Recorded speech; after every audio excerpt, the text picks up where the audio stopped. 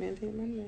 Hey, hey, hey, everybody. How are you? I pray that all is well, you're doing well, and you are in faith, believing for what it is that you expect, and you are working towards what you expect as well. I am Darryl the Mentor. You can hit me at Darryl the Mentor. Please follow. This is the mandate.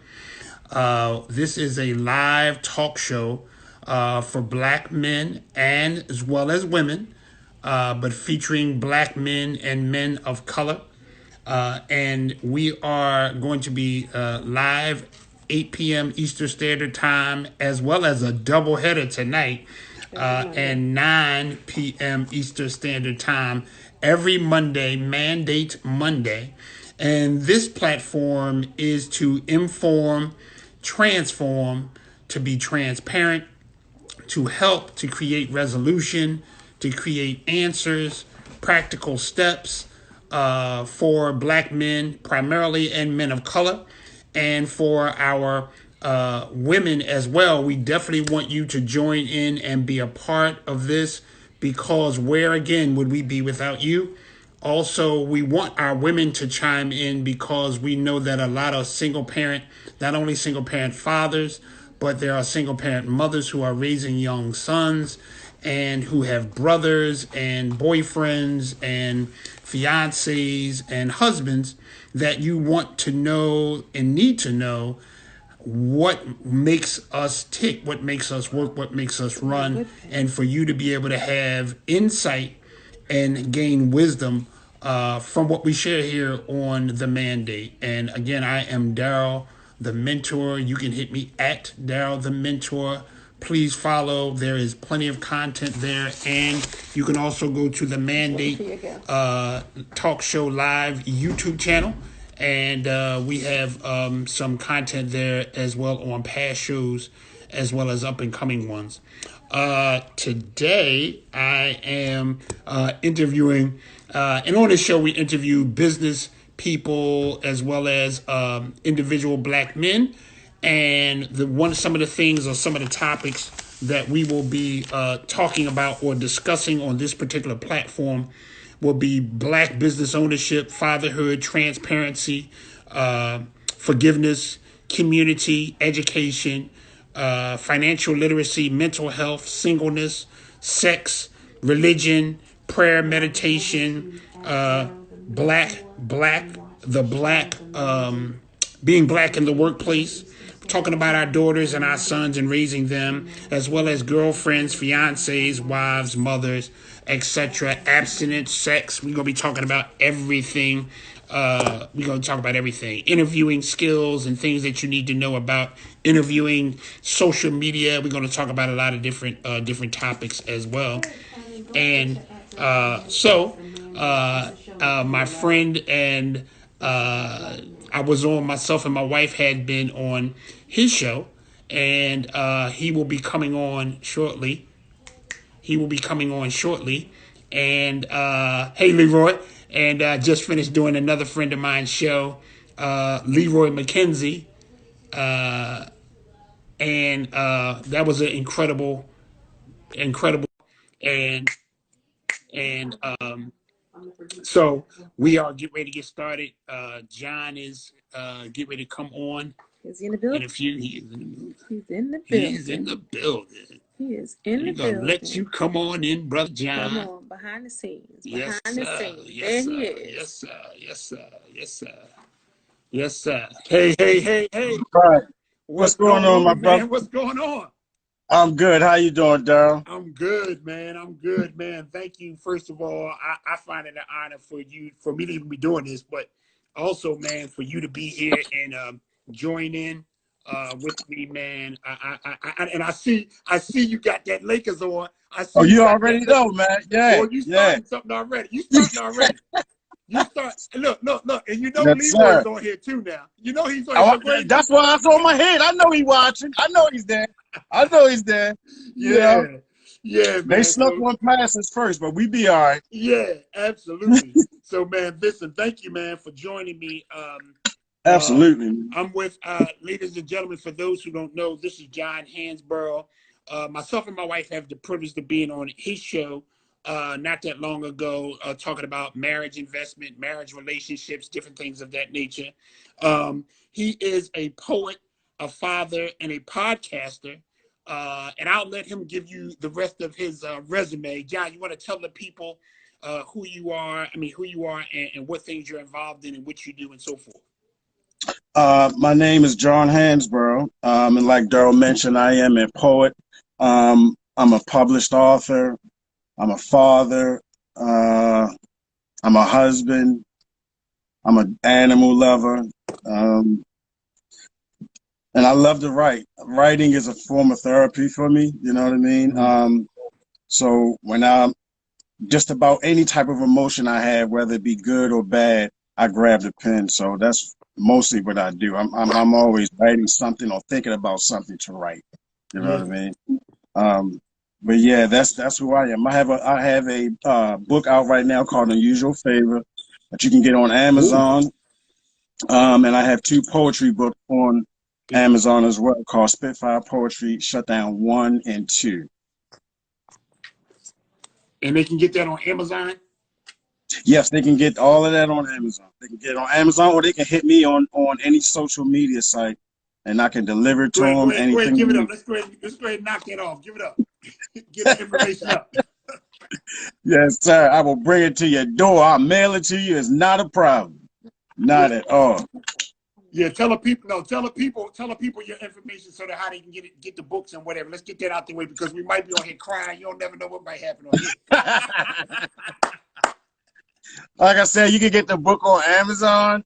When you go on Amazon, just type in my name or type in Unusual Favour. Everything should pop up.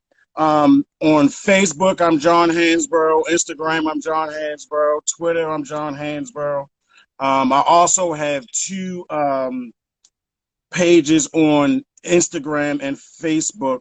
One is an Unusual Favour page to promote the book, and the other is a Spitfire page where I share a lot of my poems that I've written, things about the book. And I also do a podcast for Spitfire Poetry Shutdown every other Wednesday from 7 to 8. And my wife and myself do a show on that other Wednesday from 7 to 8 as well called Unusual Favour. You know, that's what we doing, man. Just trying to stay busy, Darryl, you know? I know. Hey, listen, man, you know, being on your show, you know, is healing, it's revelation and resolution. And so, you know, I had to have you on here because, you know, you like me are like a sponge and you suck up, you know, a lot of good energy, but also wisdom and word so that you can become better, I can become better, and iron sharpening iron, man. So I watch you and your wife, man. I watch your quiet, humble demeanor, but yet I see the outgoing drive. You know what I'm saying? It's like a quiet power, you know, that we possess. And, you know, I watched that. I've seen that. I've just been watching you the last few times, you know, and it's so crazy. I feel like I've been knowing you for a long time. I feel you. I feel the same way, you know what I'm Darryl. saying? I really do. And to me, that's how you know it's an organic and it's God ordained. That's right. That these Absolutely. particular people are supposed to be in your sphere or in your life, man. So we're gonna give them the topic, man. The topic is just woo. So the importance of Black fathers and fatherhood in the Black community. The importance of Black fathers and Black fathers in the community, and that you know that's a strong topic, a heavy, heartfelt topic for me in a lot of ways. But first, but tell me what that means to you to be a black father, or a Black father who is a king, but a Black father not only in your home, say in your home first, but in your community. Tell me what that means for you. Oh man, that means a lot to me. Because I have 2 daughters, you know, 12 and 9. I'm sorry, 12. Yeah, 12 and 9. And I've always, ever since a child, I was doing stuff in the community. My father was a football coach when I was a young man. He coached for like most of my adolescent childhood, you know, up to like maybe 12 or 14, something like that. So I believe that man, it's so important to have us in the community. It's sometimes to me, it breaks my heart because I feel as though some of the things that are going on could be eradicated or could at least be, you know, someone could help, like what you're doing, your mentorship. You know what I mean? A lot of these kids really just want somebody to help them along the way, you know? So I really believe that we are very much needed in this community. And you know, that village still works. You know what I mean? A lot of times we're not really utilizing that as much as we used to, but the village definitely still works. And a lot of prayer, man. You know, a lot of prayer and just, you know, having faith, because it's scary out here now for the kids. I know I'm fearful for my children. I talk to them all the time about the things to look for and what not to look for. You know what I mean? So I think that we're extremely extremely important to be in the neighborhood. We have to be here. You know, we have to. I think what you said is so important, man, because I think early on for me, having the absence of the father, longing for that father, but that gap, that absence, and then because I was raised by a single parent mom and I had an older sister, I was a younger brother, but I always felt like I was the older brother, though she's older. And I felt like because I watched lack, poverty, restriction, you know, wanting hurts, not being able to provide everything that you want your family to have or your children to have. And I think that made me run after the goal, so to speak, and become the man, though I was still yet a child or a boy or a young man becoming. I thought I had to grow up quick. And so when you talk about a lot of the situations that we see in the community, and I so agree with you, that a lot of the things that we see in the Black community, whether our Black young men, our older men, our brothers who are men in boys' bodies, right? That's a whole nother topic right there, bro. That's a whole nother show. I'm That's telling a whole nother show. Yeah. Yes, sir. Right? Hey, I don't even get me started, brother, on that. I know. Listen, you know I'm gonna go there. You know I'm gonna go there, brother. You already know I'm gonna go there. But and I so agree, man. Like, you know, when I see the young brothers, you know, that I mentor, the young brothers in the different gangs, the young brothers in the hoods that I know from different cities and stuff like that, through the places that I've been. If we had more men being fathers, taking on a father role or a mentor role in their lives, and it doesn't have to be bloodline. It can be, you know, however God ordains it and sets it up, whether it's a young lady you're dating that happens to have children, but the father isn't in their life and you're involved with them, that step parent or that step family situation. We have to take more of a role and care about not just ours, but the rest of the community. And though we understand the dynamics are different now, because, you know, back in the day, the community used to raise you know, everybody could spank your child and, you know, you would get 20 spankings before you got to your own house. We know it's different, but we can still be important, and we can still have the power in our communities that we need for the young men and young women that are coming up as being the example, flawed, but yet still moving towards a type of perfection where we can teach and we can mentor.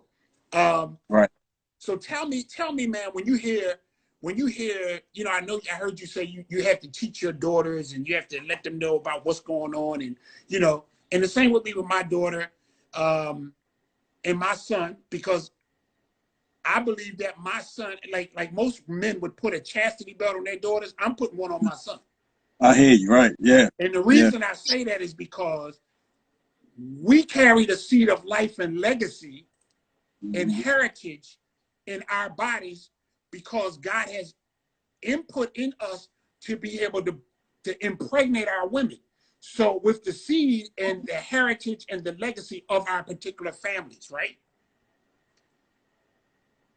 And it's important for us as Black men to have our bodies as the temple, as an example, right? We teach our daughters, we will lock our daughters up as the fathers, but we don't think about harnessing our sons that carry that seed to impregnate. Because when you think about it, when you think about the racism and things that's going on today that you alleged and was talking about, notice we're being killed, right? And when you think about it even deeper, why are we being killed? We know it's because we're Black, we're in the black skin. But here's the bigger deal. It's because the evil ones believe that they could stop the mission and they can stop the heritage and legacy by killing the men who carry the seed. Absolutely. Right? They're afraid. They're afraid of the Black man, first of all. I'm gonna just put that out there. You know, that's exactly what I believe.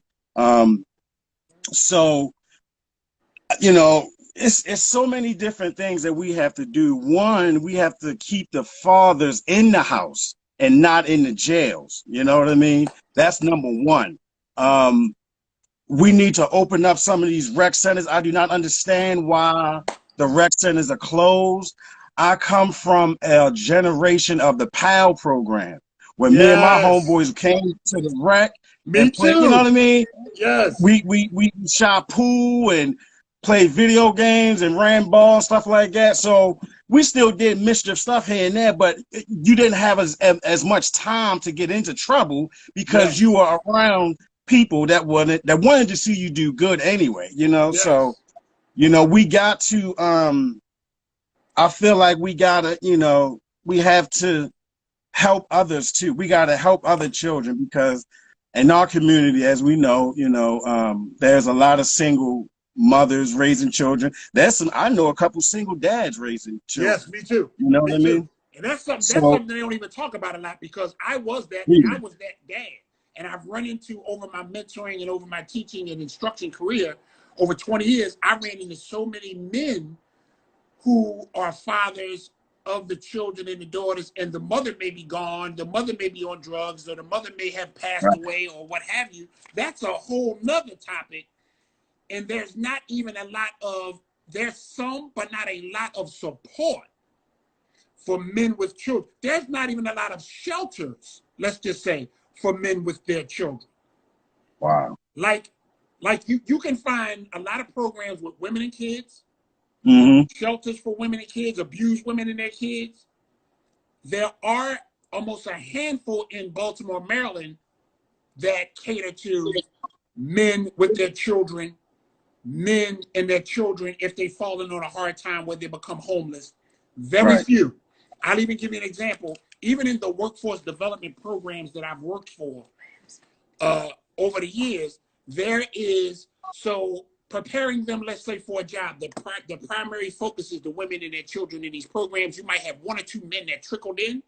For instance, they would give women 5 outfits of clothing for interviews that they may be going on, and men got 1 suit. Wow. For an interview. But you almost set the woman up to have, once she gets the job, she got a couple more outfits to mix and match at least for a week. And the man only got 1 suit. So there are a lot of biases and a lot of things. So tell me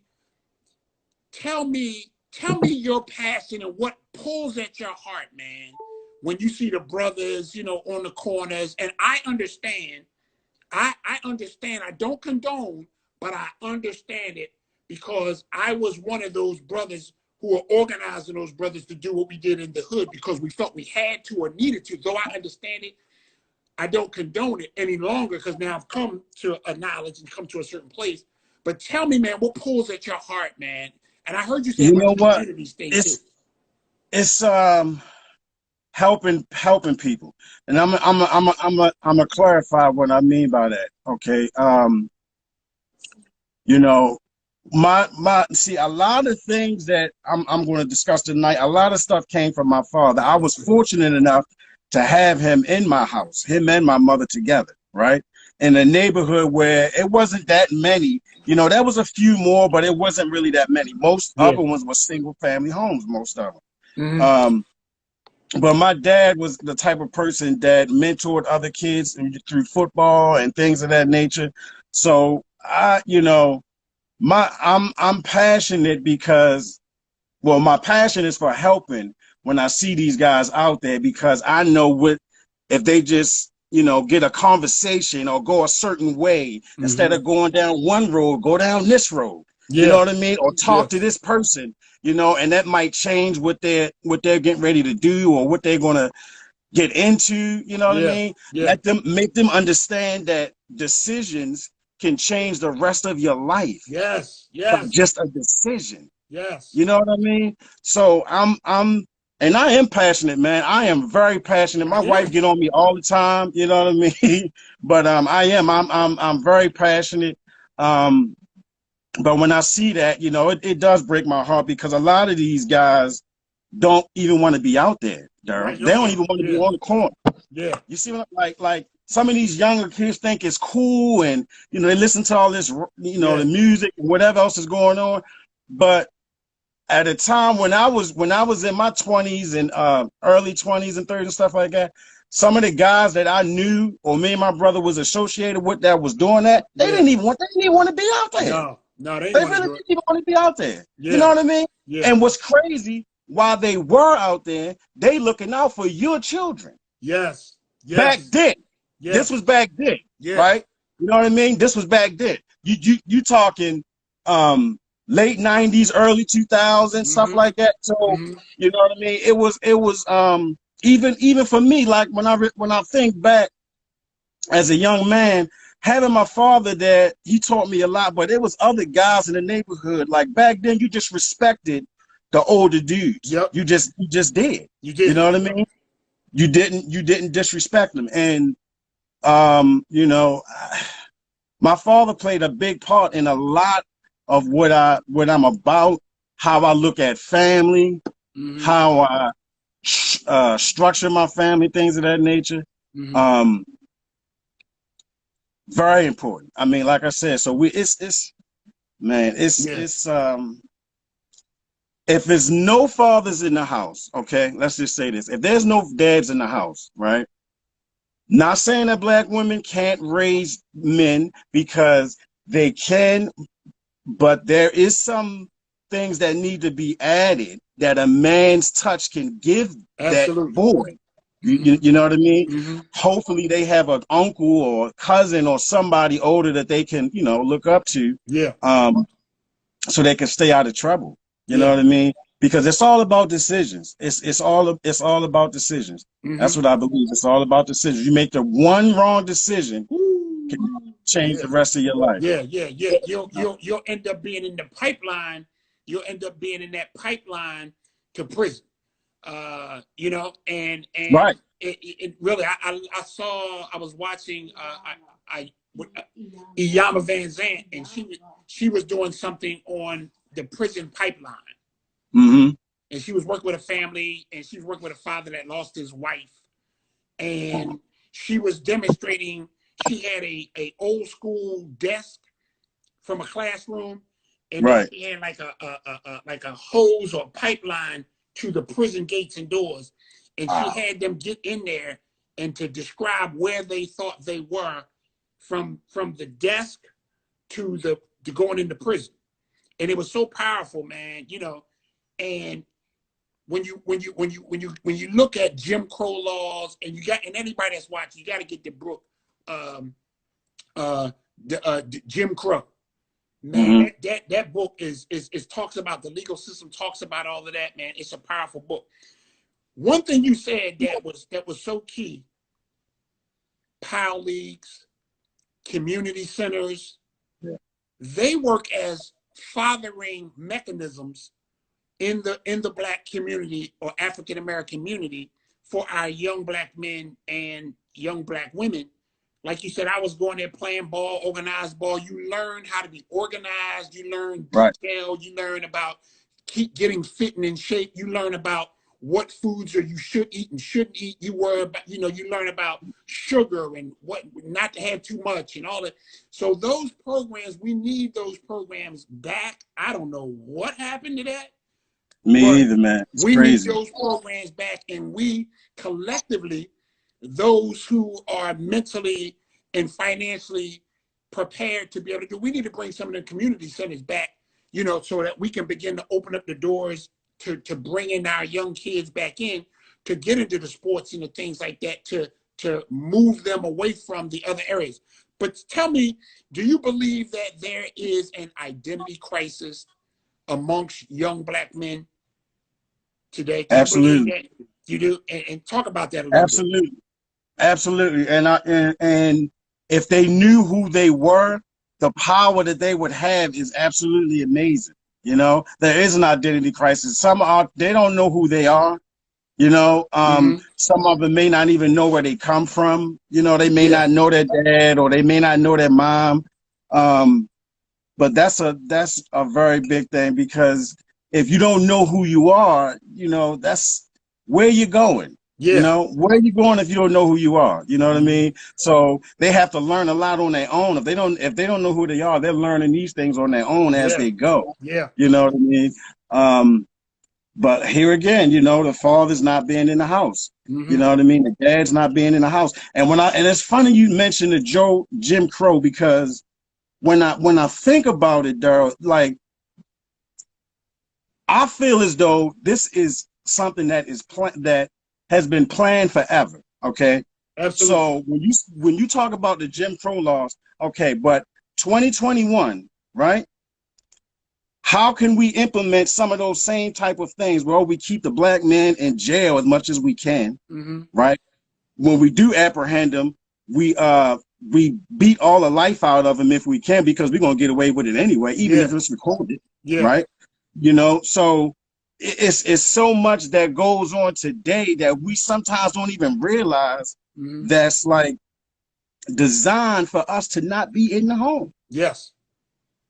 Designed for us to not be in the home. Back in slavery days, when they were taking the men and performing sexual acts on them in front of their families and all this stuff, right? This messes with the psyche. So they don't even look at that man as a man anymore. They just don't. How can they? How can they? So same thing.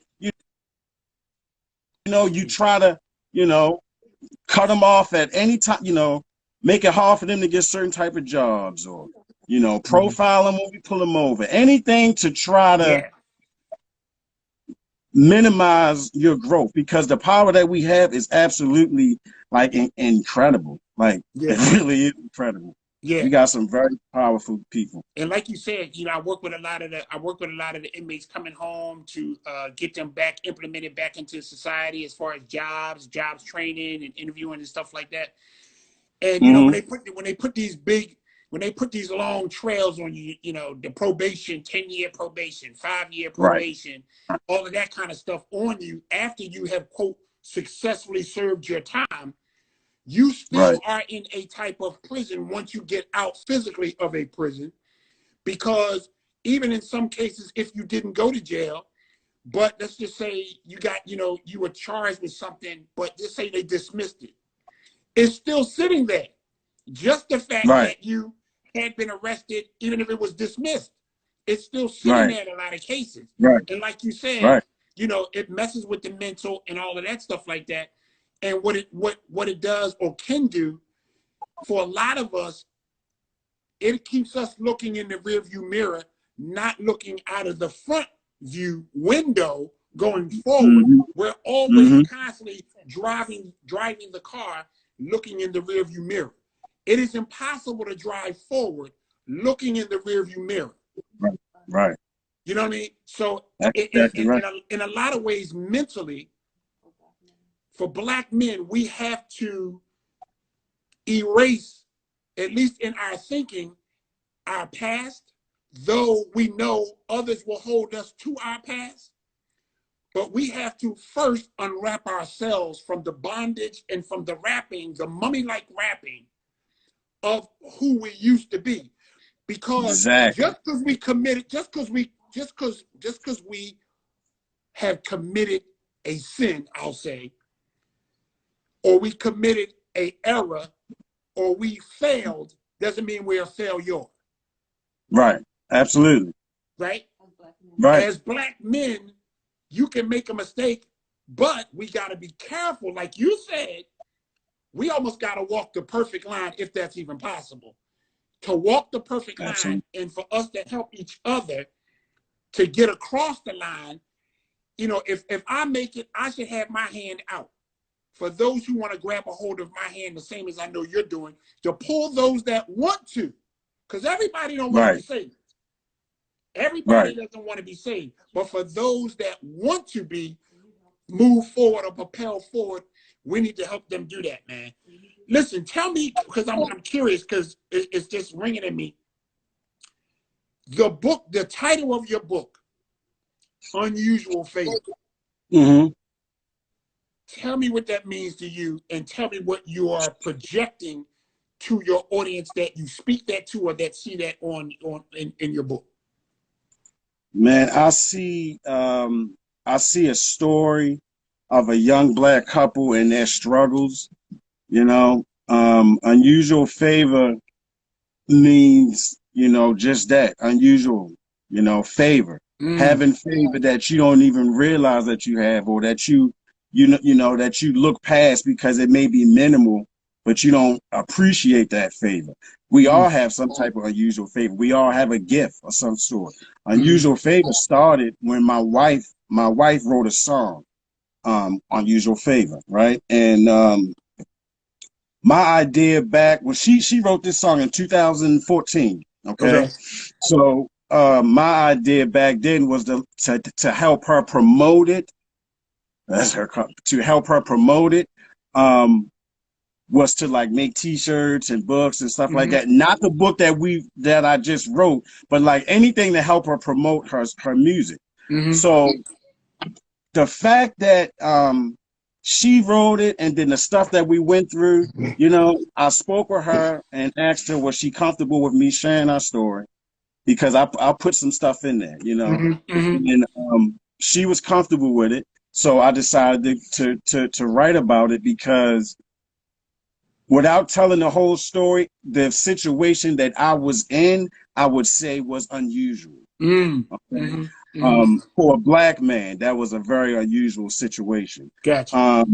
But, you know, going through the struggles and dealing with needed to be, you know, sometimes you got to look in the mirror at yourself. You know what I mean? Yes. You got to look at yourself in the mirror. And writing this book helped me reflect on me, helped me reflect on my wife and what we did and what we've been through. And it healed me, Darryl. That was a healing, man. That was a play at first. I wrote that as a play in 2013.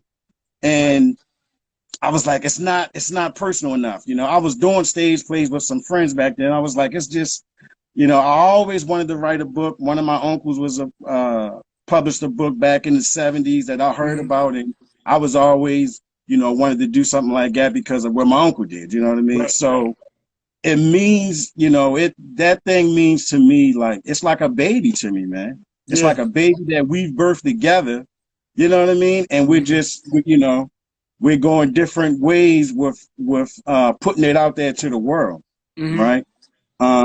And she's right there with me every step of the way. Shout out to my wife. Love you, honey. She's right there with me every step of the way, man. You know you better do that. Absolutely, man. You know, I'm gonna be at a book expo this weekend, and she's gonna be right there with me, helping me sell my stuff. You know what I mean? So, that's what it means to me. It means family. It means, you know, fighting through struggles. You know what I mean? Hopefully, it helps somebody else to push them, or to you know, get them to look at their situation a little differently. You know what I mean? But it's man, it's so important to me. Like, I just love getting up every day And when I walk past some books, I'm like, I still don't even believe that I got through it and wrote the story. Right. I really don't sometimes. You know what I mean? Yeah. You know, while I was writing some of it, I was still in the midst of going through. That's the So best I was time. That's the best time. Yes. what?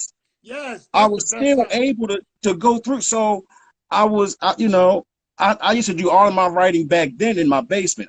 It was just me in my basement and me and God. You know what I mean? Just me and him. And whatever he gave me, that's what I was putting down. Yeah.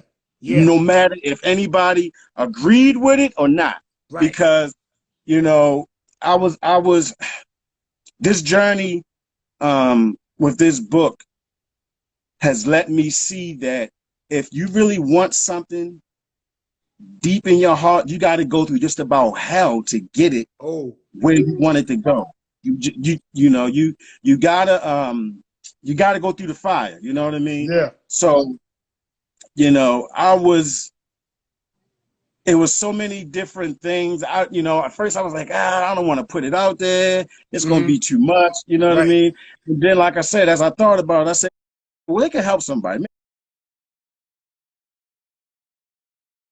Maybe it can help somebody because it helped me. Yeah. So I said, well, maybe it can help somebody else. So once she was in agreement to me writing it, I just went full force with it, man. I just went full force.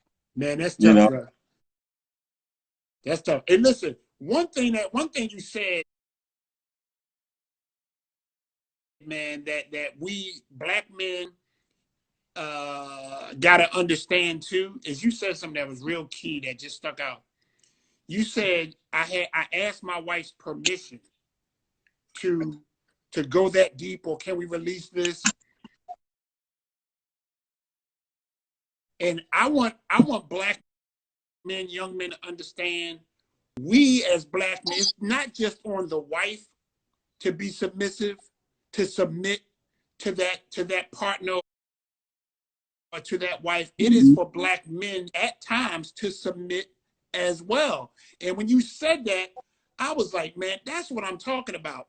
Because there are times, especially when you have two leadership personalities in a marriage or in a relationship, Right. at a time here or there, she may be the lead, you may be Stedman. Then you may be Stedman, she may be Oprah, but you know what I'm saying? You're the student, Right. she's the teacher, you're the teacher, she's the student, and it's a Right. give and take. And you said that once we agree, biblically the Bible says, how can two walk together lest they agree? Right. And in a marriage or in a business or in fatherhood or in raising a family, faith, family, and finances is one of my mottos, because you got to have the faith in your structure. But I heard you, man, and I hope other men got it too. About I asked her permission. She granted that permission, that we can be transparent, that we can put our stuff out there. And another thing, man, that I want them people to understand, it's not just always about being on the mountaintop. Because when you're in marriage, it's better or for worse. As black fathers and black husbands, it's better and worse. Not better and better.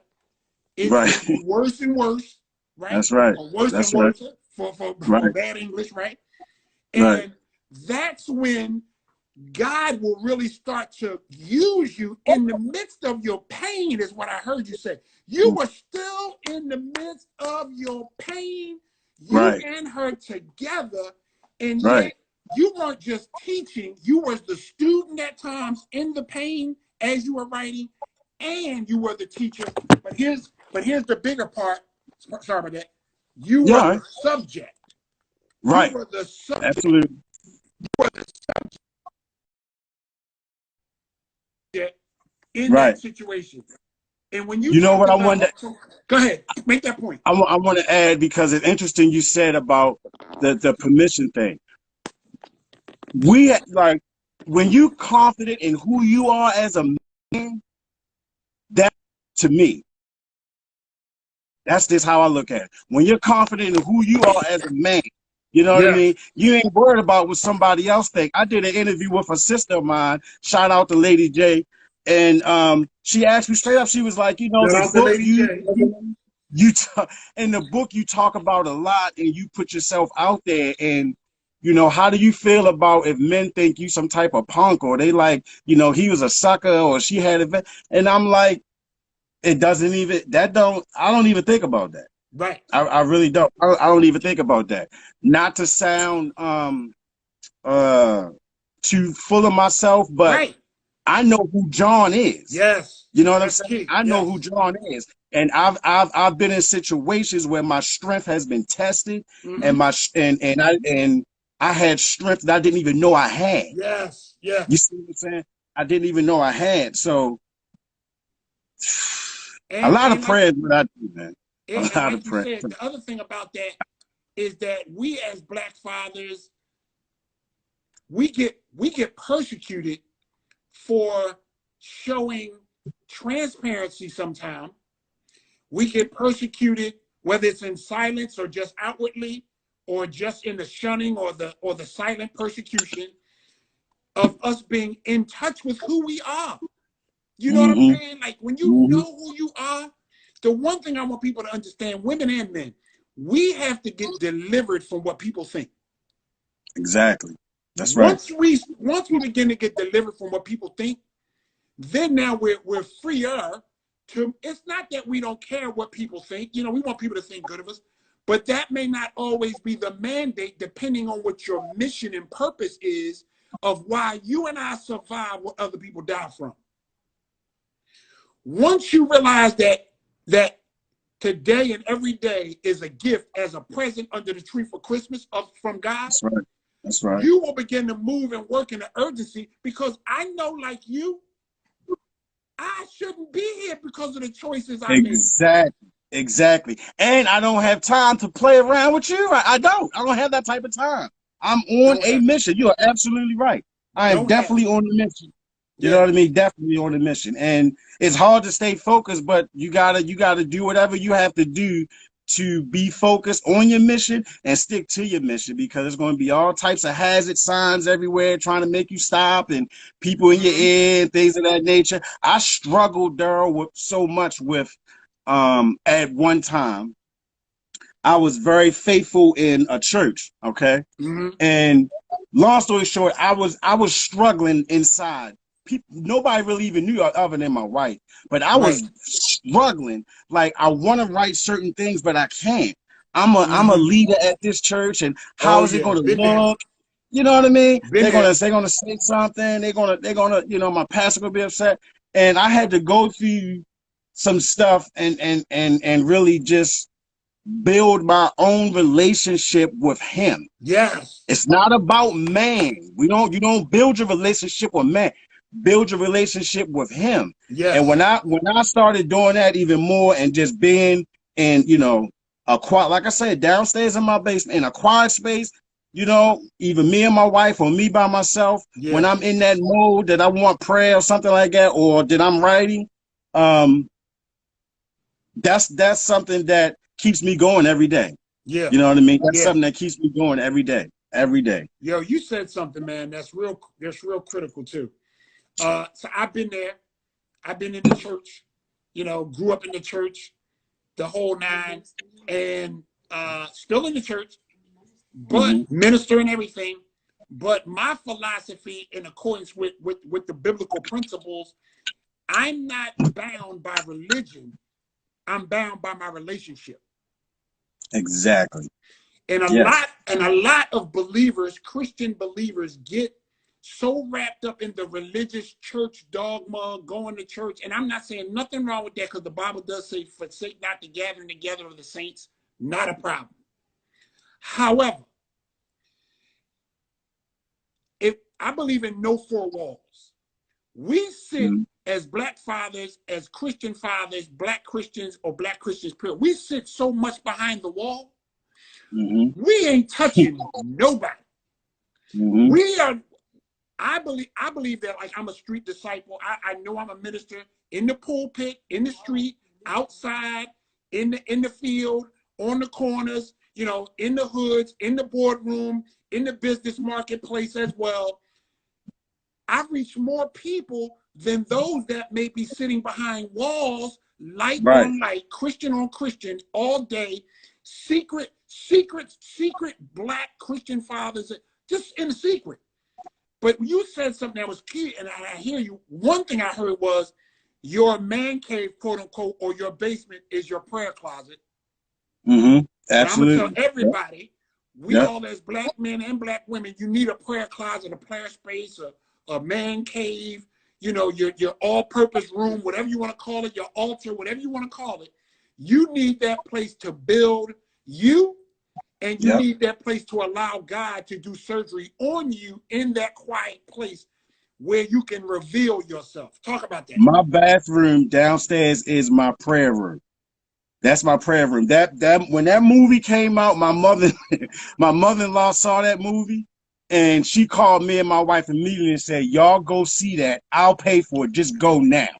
Yes. I remember the day. I remember the day. And I sat there and I watched it. And when I came home, the first thing I went downstairs, made some little arrangements and stuff. And that was where I put a stool right in the middle of the shower. And that's where I sit. Woo! That's right deep there, right there, bro. That's deep right right there, bro.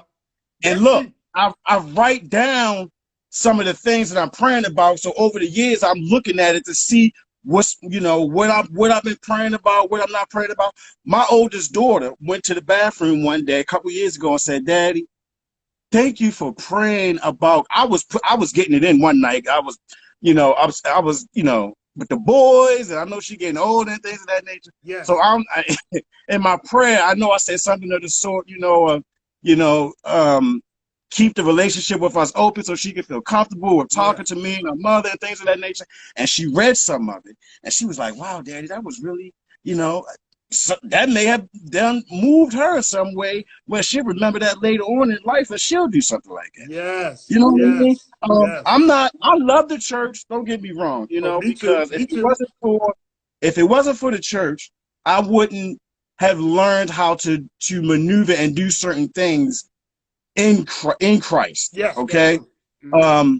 I like to do a lot of searching and learning on my own too. You know what I mean? To find out stuff. But I love the church. I think it's something that's needed, right? We need that type of institution in our community. That foundation. But I don't like the politics of it. That's what I don't like. Yeah. That's what I don't like. Yeah. Some people are going to get upset. If I'm a pastor at my church, I am not going to say to you, "Today is my birthday. I'm 64 years old. I want every last one of you to bring me $64." See, they don't want to get in, they don't want to get deep into why are we doing that? I'm looking at my book like, where does that say that? I'm looking at my wife. Where does that say that? Right. Where does that say that? Right. Why? You know what I mean? So some of this stuff, I just don't like the politics of it. Yeah, I just don't. I agree with you. You know what I mean? So what you said, man, was so powerful, because I'm the same way about that bathroom, about that shower. When you got when you got that water rinsing some stuff away internally as well as externally through your prayer, through your intercession, and when you say you put a stool in your shower, dude, it's down there now, bro. It's down there right now, brother. That's real. That's real. Yeah. And as Black men, Black fathers, we are mandated by God to be the priest of our households. Exactly. The priest. We should be the ones praying. We should be the first ones fasting. We should be the first ones in intercession. We should be the first one praying for the house, our daughters, our sons. Matter of fact, we should be the ones as the Black fathers in our communities, laying hands on our children, putting oil on their head, all of that. Teaching them prayer, teaching them the biblical principles, all of that. We are the first. Now, our women, thank God for you. You have been the thug priest. You have played your position and our position at times. And you have been the first on the line. You're having babies, going to school, doing all that. And I commend you Absolutely. and Right. love you for being the placeholders for us Right. at times. Right. Now it is time, ladies, our black women, when you recognize a black father, a black king, allow him, once he has proven himself, shown you by demonstration, allow him to assume the position, even if you two are not together as a couple, but you have a Right. child. Okay. Talk about that real quick, man. Talk about that, how you feel about that with that. That's We got something about that's 5 minutes. important. I think that's very important, but it depends on the two individuals, man. You know what I mean? Depending on their maturity, depending on, you know, what they've been through in life. Some people let that bitterness just take over, and it damages the child. You know what I mean? Mm-hmm. It does. So, you know, co-parenting is, I mean, I know nothing about that, but I do know it can work. I got a couple buddies that do it. I know some Yeah. friends that, you know, are doing that. You know what I mean? But again, it's important to know the maturity of each person, because some people are not mature enough to do that. You know, some people are not looking at that. They're like, well, no, it's all about me. I ain't worrying about the child. It's about me and what she did to me or what he did to me, whatever. You know what I mean? So, you know, it's as long as Go ahead. go ahead. Right on that. As long as we working together. That is. And right. you said something key about that, because I have been parents, co-parenting and things like that with those that are you know, I'm in a relationship or had a relationship with and had children with, and those prior to my marriage that I was about. And one thing you said that's key. Our black brothers, we need to start being more mature and selfless. And I understand hurt, been there, done that, got hat, t-shirt, and socks. But when we start looking at our role as black fathers in the community and the lack of us, especially under the same roof. Yes. If and when it is possible, we need to be either, even if not under the same roof, and hopefully you can get there, but even if you are not, and in another relationship, but you have a child and you are the father of a child who is living with that mother, we still need you to father, and we need you to also and hopefully get with a woman who can be mature enough, understanding that she's in a relationship with a person that has a child, and therefore there is a mother somewhere. Right. That you and that mom, the woman and that other woman, can connect enough for that child in order to parent as the community in that child's life, to propel that child, because there's some great stepdads, great step, you know, moms, and we need them to step into their role, and for us to have forgiveness and not allow that immature individual, whomever she or he is, if possible, not to block you from being the best stepfather or stepmother that you can be in that situation. Talk to me about black marriage real quick. We got about 2 minutes. Black marriage, the importance of black marriage. Black marriage is very important. Black marriage needs to be broadcasted as much more often. Black marriage is something that's strong because it helps build the community. You know what I mean? When you think about it, it does. Sometimes it just trickles down and it helps the community, that village, right? Black couples are a great example for other couples, for other younger couples, and even older couples. You know, but I think it's very important because there's a stigma about us not being together, and you know, the man has got all these different women and he's not at home and he just that and the third, and some of those stereotypes are absolutely ridiculous, and they gotta be, you know, they just gotta be eradicated. So the importance of us in the community as black men and women that are married is very important. Don't just give up. Don't just give up when you go through your trials and tribulations, because that's what makes your marriage. That's what makes your marriage. You'll know where y'all at when you go through some of the things that you go through. So black marriage is very important, man, and I promote the hell out of it. There, I really do. Yeah. I love to look through my timeline and to see married, couples and things of that nature. Yeah. I just like to see all people happy. Yeah. You know what I mean? I really do. So.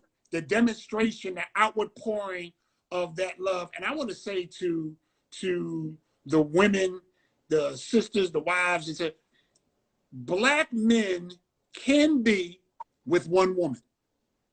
Absolutely. Black men can be faithful. Black men can be loyal. Black men can be honest.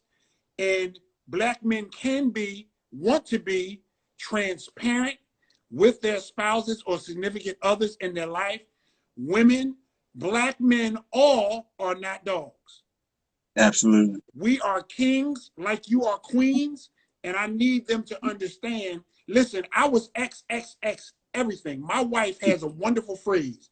It's never too late to remix your life.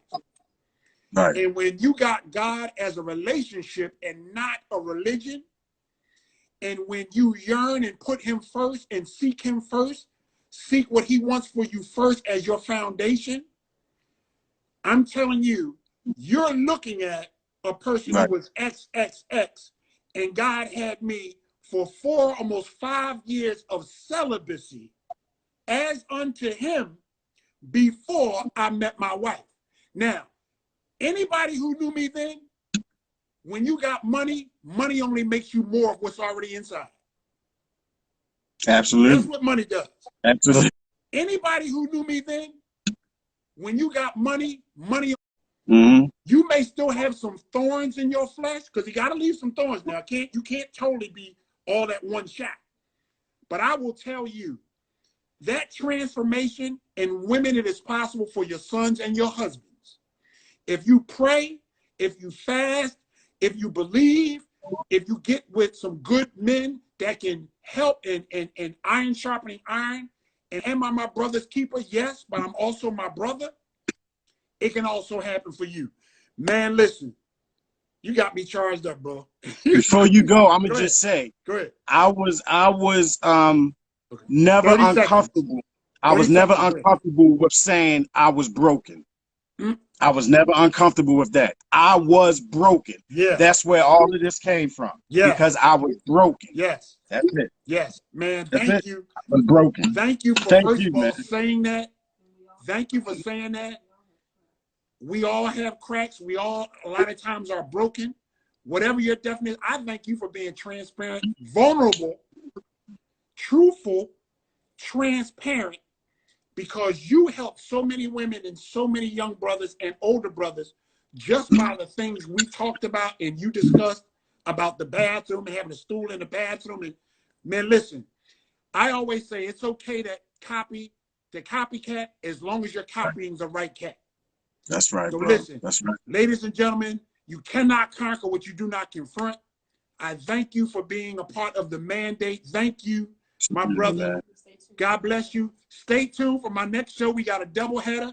It's going to be off the chain. We might have to do a part 2, bro. I'm just telling you right now. Oh, we got to, bro. We got to. That's a done deal. That's a done deal. Absolutely. Thanks for having me on, man. I appreciate you, brother. Appreciate you. Appreciate you. All right. 9 p.m. Eastern Standard Time. Double header coming up next. The mandate. How can I get in touch with you real quick? Facebook, Instagram, Twitter. John Hansboro, Unusual Favor, and Spitfire Poetry. I have all pages on Instagram, Facebook, and Twitter with those names. John Hansboro, Unusual Favor, Spitfire Poetry. Listen, hit me up. Thank you for being my guest. Listen, you guys can follow me at Darryl The Mandate. Jump in, great content. Darryl The Mentor, at Darryl The Mentor. Great content, man. Thank you, brother. Talk with you soon. Thank you, everybody. Thank you, bro. Watching. Stay tuned. Absolutely. Double header now. Double header. All right.